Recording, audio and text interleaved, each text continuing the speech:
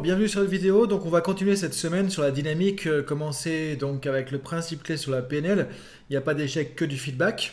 Alors à quoi ça fait penser quand on parle d'échec, quand on parle d'erreur, quand on parle de se tromper? Souvent ça fait penser à l'estime de soi en fait indirectement parce que souvent, justement, c'est partie des commentaires que j'ai eu un petit peu par rapport à la vidéo. Qu'est-ce qui fait qu'on n'aime pas se tromper? Qu'est-ce qui fait qu'on n'aime pas faire des erreurs? C'est parce que souvent on ramène ça à notre estime, c'est-à-dire qu'on se sent dévalorisé si on n'a pas fait le truc parfait. On se sent dévalorisé si on s'est trompé. On se sent dévalorisé si quelqu'un nous montre. Si quelqu'un nous montre qu'on s'est trompé. Si quelqu'un nous montre qu'on n'a pas fait le truc parfait. Et du coup on n'accepte pas la critique. Donc très souvent, à partir de ce principe clé de la PNL, il n'y a pas d'échec que du feedback. Ce qui est intéressant de travailler en arrière-plan, en fait, dans la continuité de ça aussi, c'est l'estime de soi. Donc c'est pour ça que cette semaine, je vais te donner aussi quelques clés sur l'estime de soi. Et je te donnerai aussi en dessous, en commentaire, tu peux aller voir, du coup en dessous de la vidéo, une offre vers un programme d'auto-coaching que j'ai mis en place déjà sur l'estime de soi qui va t'aider à pouvoir bien comprendre comment fonctionne l'estime, comment tu peux développer ton estime de toi et comment tu peux justement ancrer ça de manière efficace grâce à la technique de coaching. Donc il y a une partie formation, une partie coaching, tu retrouves ça en dessous, du coup pour pouvoir en profiter.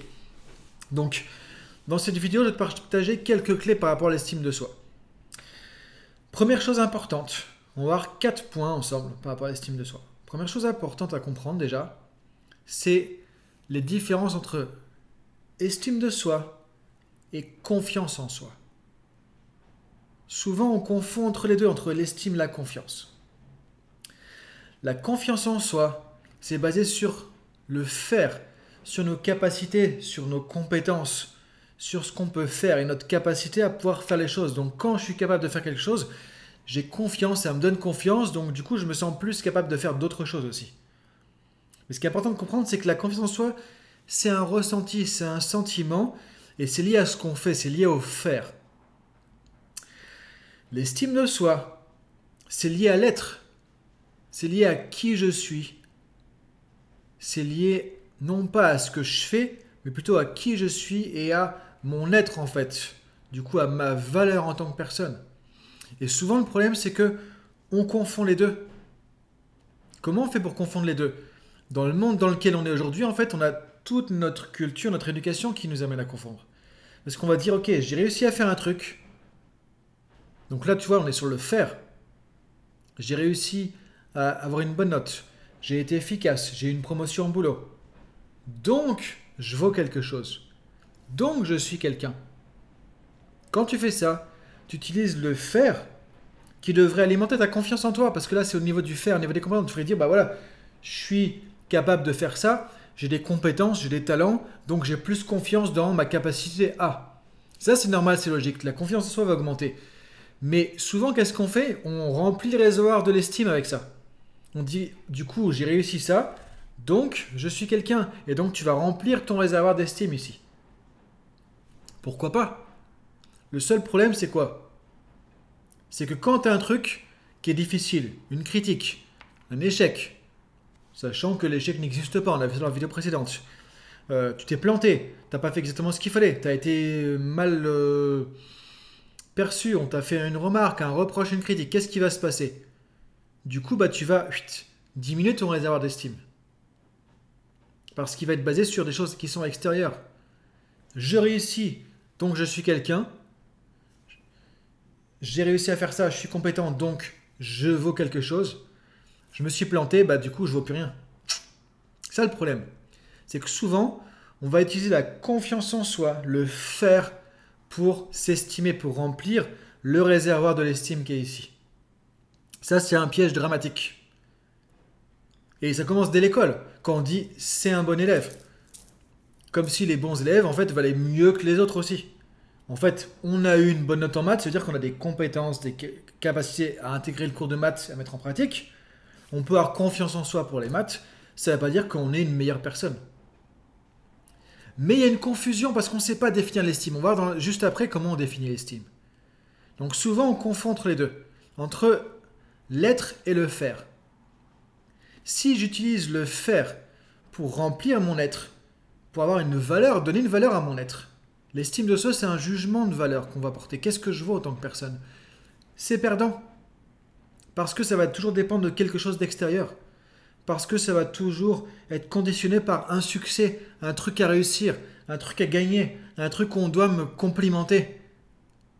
C'est pas parce que on est président d'une grande entreprise, qu'on gagne je sais pas combien, que machin, etc., qu'on vaut plus en tant que personne, qu'on a une meilleure valeur en tant que personne humaine. C'est pas ça. Mais souvent, on est façonné comme ça. Et le monde dans lequel on est, le problème c'est qu'on est construit comme ça aussi. Il suffit de regarder quand quelqu'un se présente. Qu'est-ce qu'on va dire? En fait, je m'appelle un tel, je suis mon boulot. Je suis ingénieur, je suis plombier, je suis enseignant. Non, je suis Jean-Pierre, je suis Florent, je suis Stéphanie, je suis une personne. Et je fais X. J'exerce comme X. Le problème, c'est qu'on s'identifie à ce qu'on fait, on s'identifie à ce qu'on gagne, à tout ce qui va être lié à des réussites extérieures, et après on se dit, tiens, je vaux quelque chose quand même, je suis quelqu'un, parce que regarde. Et donc là, on confond entre confiance en soi, estime de soi, image de soi, je suis beau par rapport aux critères ceci ou cela, je suis en forme, j'ai un physique, je suis musclé, je suis très sexy, je suis machin, j'ai une belle robe, j'ai un beau machin, donc du coup je vaux quelque chose. On confond entre tous ces trucs-là qui sont extérieurs et l'estime, et on se dit du coup, et on utilise tous ces trucs-là pour remplir notre réservoir d'estime, et du coup on arrive à se valoriser grâce à ça. Le problème c'est que quand il n'y a pas tout ça, il n'y a plus rien. Si je m'estime par rapport à ma fonction au boulot, par exemple, quand je perds mon boulot, qu'est-ce qui se passe? Si je suis quelqu'un parce que je suis ingénieur dans telle grande entreprise, quand je me fais virer parce que c'est la crise, qu'est-ce qui se passe? Fini sur le carreau, parce que je suis plus rien. Parce que j'ai identifié ma personne avec le job. J'ai identifié ma valeur, mon estime avec le prestige de mon job. Ça, c'est le piège dans lequel on tombe tous et c'est important de s'en sortir du coup. Donc déjà, première clé, sortir dans la confusion entre l'estime de soi et tout ce qui va être confiance en soi, image de soi, etc. etc. Alors après, on pourrait passer beaucoup de temps à expliquer tout ça. C'est pour ça que je t'ai fait une formation. Si tu veux aller dans le détail, il y a la formation qui est en dessous. Donc je t'ai fait une offre spéciale, tu peux en profiter si tu veux approfondir. Maintenant, deuxième chose, c'est de comprendre c'est quoi l'estime de soi. En gros, si on fait simple, l'estime de soi, c'est le jugement de valeur que tu vas porter par rapport à toi. Ça répond à la question fondamentale. Qu'est-ce que je vaux en tant que personne? Qu'est-ce que je vaux en tant qu'être humain? Quelle est ma valeur en tant que personne? Et le problème, c'est qu'on a appris à répondre à cette question avec des choses qui sont conditionnelles, qui sont conditionnées et qui sont extérieures à nous. Dès l'éducation, je vaux quelque chose parce que j'ai mon diplôme. Je vaux quelque chose parce que j'ai des bonnes notes. Je vaux quelque chose parce que j'écoute papa-maman. Je vaux quelque chose parce que je suis premier à la classe de gym. Je vaux quelque chose parce que je suis premier à la musique. Je vaux quelque chose parce que tous les parce que ils sont à virer, ils sont enlevés. Tant que tu vas identifier ta valeur avec parce que X, parce que Y, c'est foutu. Si on revient à l'estime de soi au départ, on n'a rien à prouver pour exister. On n'a rien à gagner pour mériter notre valeur personnelle. On a une valeur intrinsèque, personnelle, parce qu'on est un humain. Donc je vaux quelque chose parce que je suis humain. Point. Comme un animal, comme un arbre, etc. On vaut quelque chose, on a une valeur intrinsèque parce qu'on fait partie de la nature humaine. Tout simplement, point. On n'a pas à chercher un diplôme, un machin. Quand tu arrives à intégrer ça, tu peux te déconnecter de tous ces trucs extérieurs. Donc tant mieux si tu as ton diplôme, tant mieux si tu es premier de la classe, tant mieux si tu es champion de je sais pas quoi. Ça veut dire que tu as des compétences, des capacités, que tu utilises ton plein potentiel. Tant mieux. Mais si tu utilises ça pour te définir, pour dire que tu as une valeur, quand tu seras plus le premier au sport, ça va être la catastrophe. D'ailleurs, on le voit souvent. J'ai eu des champions, des anciens athlètes, des anciens champions en coaching. C'est dramatique souvent parce qu'ils sont façonnés dès qu'ils sont tout petits par t'es le premier, tu vaux quelque chose et tu goûtes et oh mon fils, mon enfant, il est formidable, machin. Et quand on se rend compte que déjà on a 30 ans, on est trop vieux, on est retraité et qu'on ne vaut plus rien sur le circuit, c'est la catastrophe parce qu'après il y a toute la vie à faire. Et pour se reconstruire autrement que je vaux parce que je suis le premier sur le podium, c'est pas évident. Donc c'est important de comprendre que l'estime de soi, c'est lié à nos croyances. C'est le jugement subjectif que tu vas avoir sur ta valeur en tant que personne. Maintenant, troisième clé importante de comprendre, c'est que, en gros, l'estime de soi va se baser sur une équation.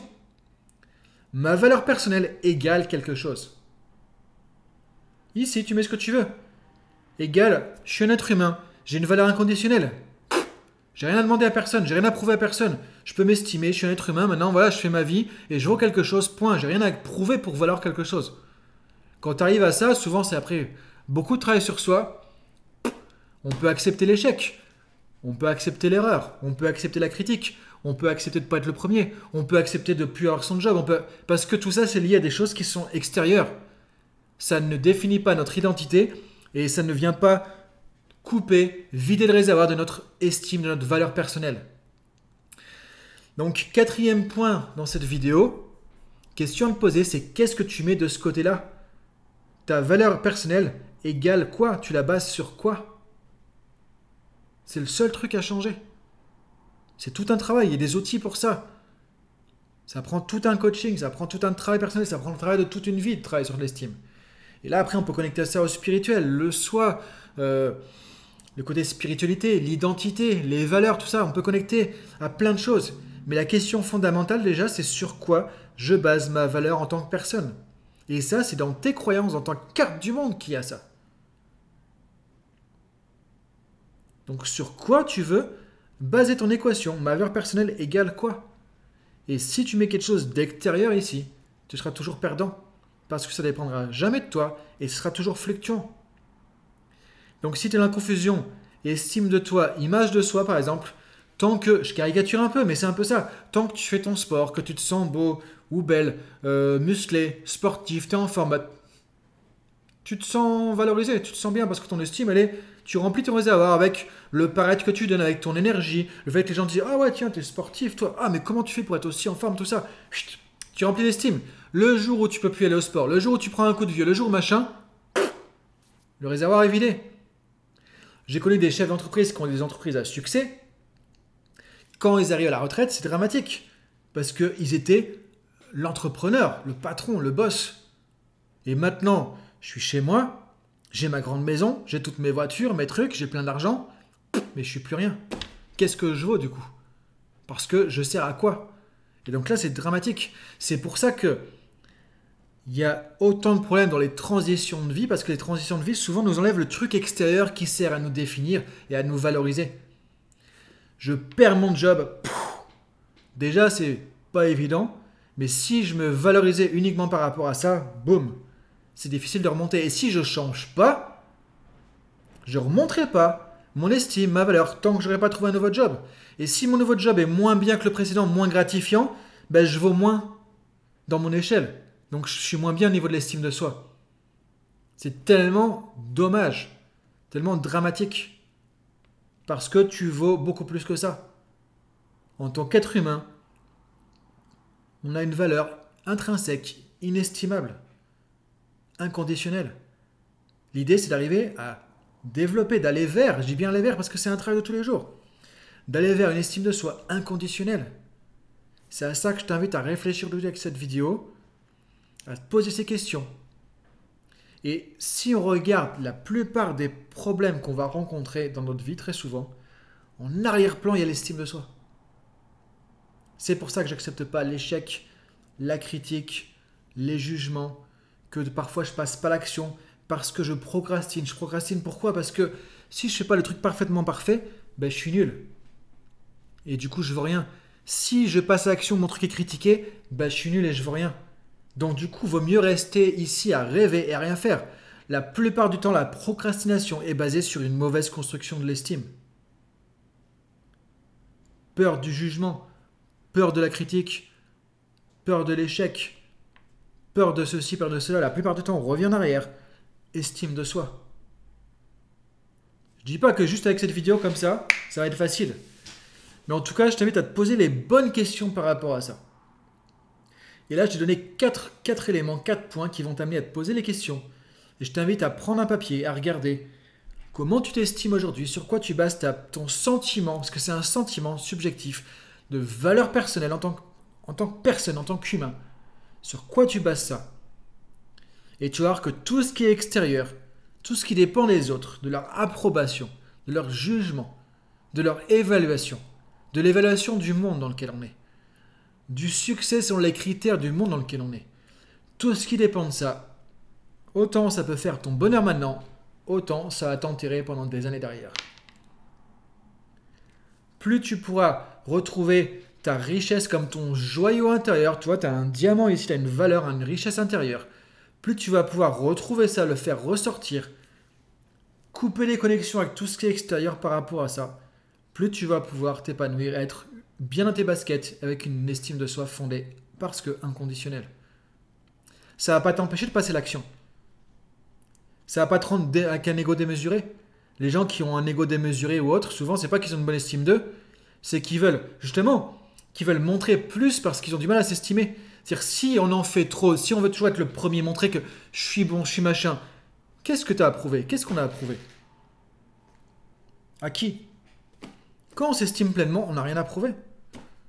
On peut montrer ce qu'on peut faire, on peut montrer ce qu'on sait faire. On n'est pas là pour prouver aux autres, je suis. Ça, c'est pour se rassurer.